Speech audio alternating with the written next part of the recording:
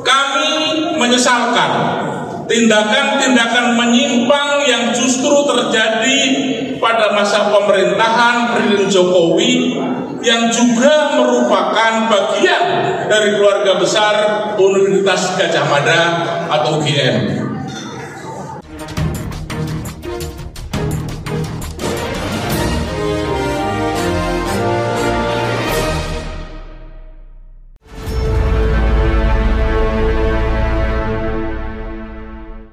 Halo, apa kabar Anda semua? Semoga selalu dalam keadaan sehat walafiat, tetap semangat ya. Masa kalah semangat dengan para sivitas akademika dari UGM ya, Bung Rocky. Dan ditambah UII hari ini, Bung Rocky. Pada akhirnya dilengkapi juga semacam kecemasan publik untuk tahu sikap dari universitas. Kalau sikap mahasiswa jelas itu bahwa Jokowi adalah alumni yang paling memalukan tuh. Walaupun akhirnya diakui sebagai alumni itu, tetapi Iya. Nah itu penting Anda sebut karena saya banyak diprotes itu. Oke. kalau dia bukan alumni yang memalukan nggak ada soal lah tuh. Tapi kan ini UGM menganggap kok ini ngaku-ngaku alumni tetapi memalukan tuh. Mungkin setelah 2 bulan Senat Guru Besar menganggap kenapa kita kalah moral dengan mahasiswa kan. Jadi kelihatannya ini semacam ya nilai akademis yang ditemukan kembali oleh sivitasnya sendiri tuh. Jadi kalau kita sebut sivitas akademis kan artinya mereka yang dihidupkan oleh alma mater tuh. Jadi ada satu keadaan di Indonesia memang untuk mendukung momentum, tapi nggak apa-apa karena orang akan anggap ya kok guru besar justru terlambat dibandingkan dengan mahasiswanya tuh.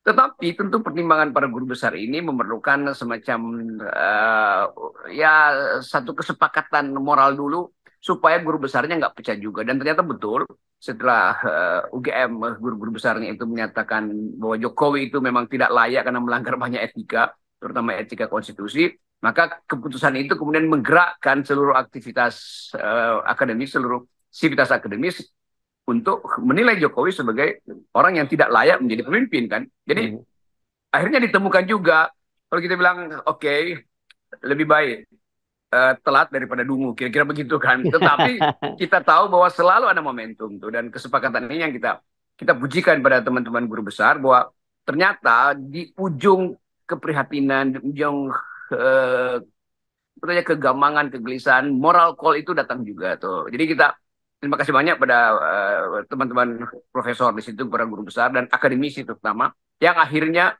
menemukan kembali nilai akademisnya tuh. Ya, kita lihat dulu ya momentum, kita simak dulu ya momentum ketika mereka menyampaikan petisi, disebutnya petisi bulat sumur itu. Presiden Joko Widodo sebagai alumni semestinya berpegang pada jati diri UGM yang menjunjung tinggi nilai-nilai Pancasila dengan turut memperkuat demokratisasi agar berjalan sesuai standar moral yang tinggi dan dapat mencapai tujuan pembentukan pemerintahan yang sah atau legitimate demi melanjutkan estafet kepemimpinan untuk mewujudkan cita-cita luhur bangsa sebagaimana tertuang dalam pembukaan Undang-Undang Dasar 1945. Presiden Joko Widodo semestinya selalu mengingat janji sebagai alumni Universitas Gadjah Mada.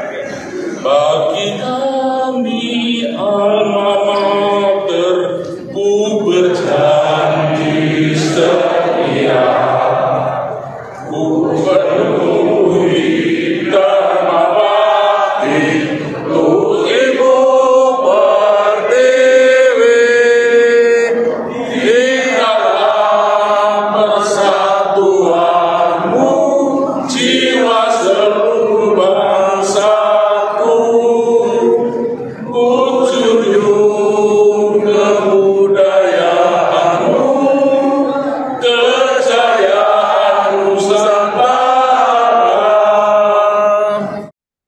Nah, saya kira bagi siapapun ya, saya bukan alumni UGM, tapi ketika mendengar kemudian ada himne UGM dikumandangkan, itu menurut saya itu luar biasa sekali bagaimana para profesor yang senior-senior, kalau yang mahasiswa biasa kan, tapi kalau senior-senior kemudian mengumandangkan lagi himne itu kan menurut saya itu udah seperti kalau di kita seperti panggilan Ibu Pertiwi lah gitu ya Bung Rocky ya.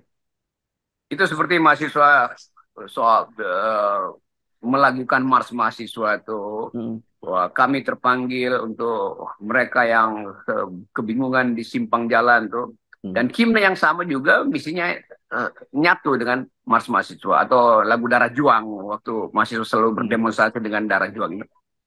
Jadi kita dihidupkan oleh suasana yang kita sebut perlawanan berdasarkan akal sehat. Perlawanan karena moral kita diganggu oleh kekuasaan. Nah, ini kesatuan ini yang saya kira akan mengikat lagi sekaligus sinyal bagi kabinet untuk kalian juga sebaiknya mundur. Karena kalian juga kan banyak yang dari akademisi itu. Alumni-alumni UGM, UNPAD, UI yang ada di kabinet itu. Sebaiknya mundur aja tuh. Karena panggilan moral itu nggak mungkin dicegah oleh sogokan apapun. Kan banyak guru besar yang mestinya mungkin udah bersiap-siap untuk jadi kalau ada reshuffle masuk lagi di kabinet. Tapi teman-teman di UGM ini memutuskan untuk lebih baik mengevaluasi Jokowi daripada menerima panggilan untuk sekedar jabatan sementara dan itu pun jabatan yang sedang tenggelam tuh. Nah, panggilan ini harusnya di panggilan bangsa, panggilan rakyat tuh. Tapi oke, ini satu peristiwa penting dan kita mulai lihat bagaimana satu persatu kaki-kaki tangan Jokowi mulai sadar bahwa mereka sebetulnya bukan sekedar kaki tangan, dia punya kepala juga tuh. Dan kepala itu nggak bisa diatur, kaki tangan bisa diatur, tapi isi kepala kan nggak bisa diatur. Orang semacam Dialis Wari yang kemudian juga akhirnya menemukan kembali semacam integritas dia dan pamit dari kabinet tuh. Jadi sekali lagi orkestrasi moral itu udah ditabuh oleh para profesor di UGM dan orkestrasi itu akan diikuti oleh mereka yang masih berakal sehat.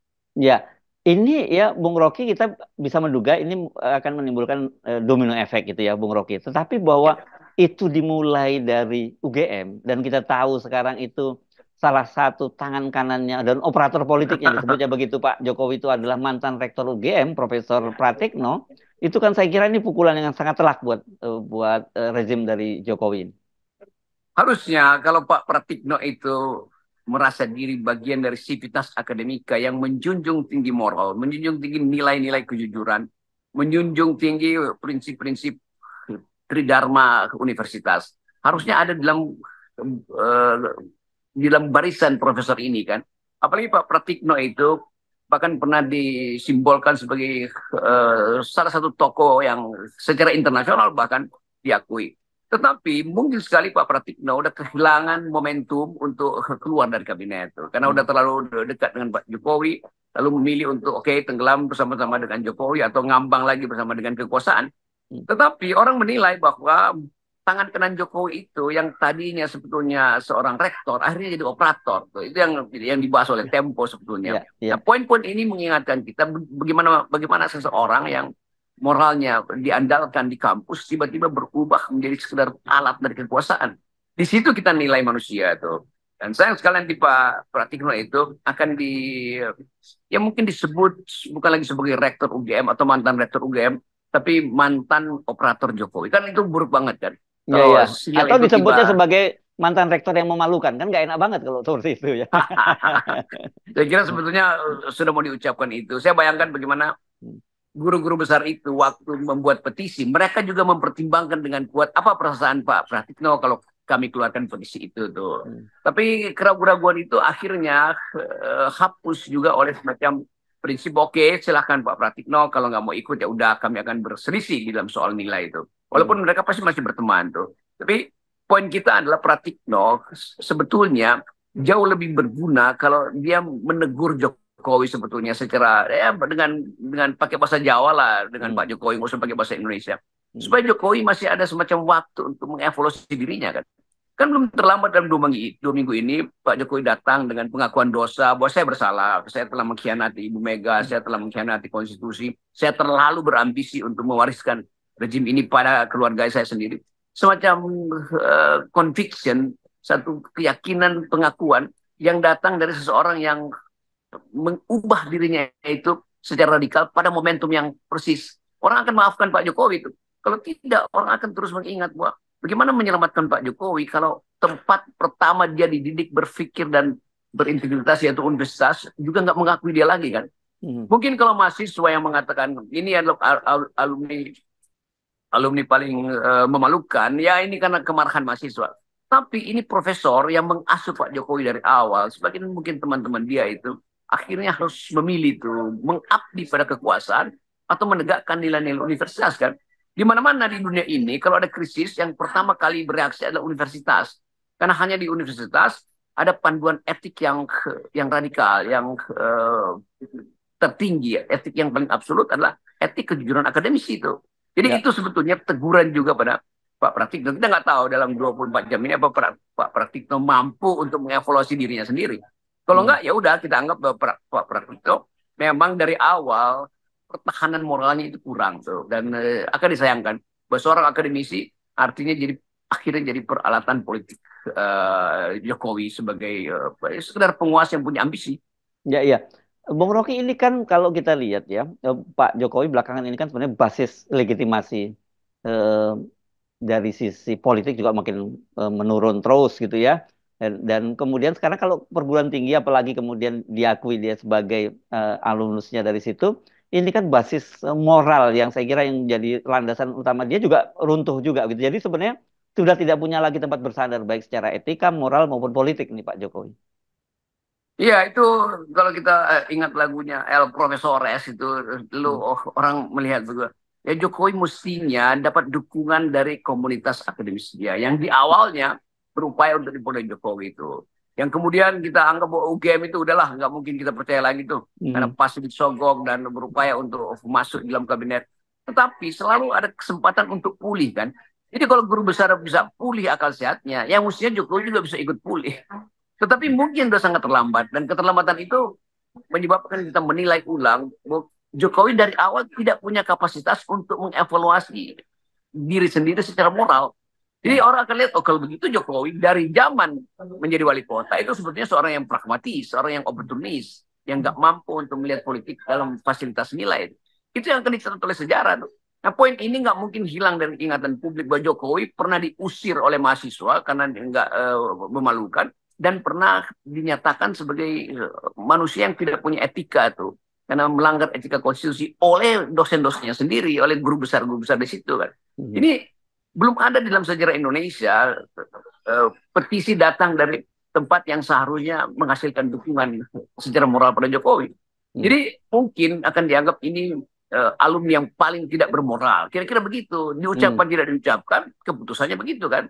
Guru besar ini menganggap nih Jokowi memang alumni yang paling tidak bermoral. Ada juga alumni UGM yang tidak bermoral yang barusan dinyatakan sebagai tersangka oleh KPK, yaitu siapa namanya, wamen hukum Oh, segala yang macam tapi kan. menang perkaranya dia di pengadilan dia dimenangkan perkaranya ya, pra Ya, peradilan. di pra peradilan. Tetapi udah terburu tercoret itu bahwa ada fakta yang ya bisa aja orang anggap yang menang secara legal tapi legitimasinya hilang itu Ya. karena udah berbau maklar di dalam kedudukan dia sebagai wamen kan. Itu susah dihapus itu kan. Nah, itu saya kira itu ini era di mana moral itu kembali dipulihkan oleh sejarah. Ya, iya, iya, iya. Saya kira memang dalam situasi semacam ini yang paling menanggung beban berat memang UGM ya, dan karena kemudian mereka juga bagaimana tidak kemudian lebih malu kalau mereka juga tidak bertindak karena BEM-nya, ketua BEM-nya Gilbert sudah jauh-jauh hari berani menyatakan semacam itu. Walaupun belakangan kemarin saya lihat Gilbert hadir tuh dalam pembacaan petisi itu. Saya hanya menduga-duga, jadi sebenarnya Gilbert ini juga selama ini diasuh oleh para profesor-profesor yang masih punya akal sehat ini, gitu.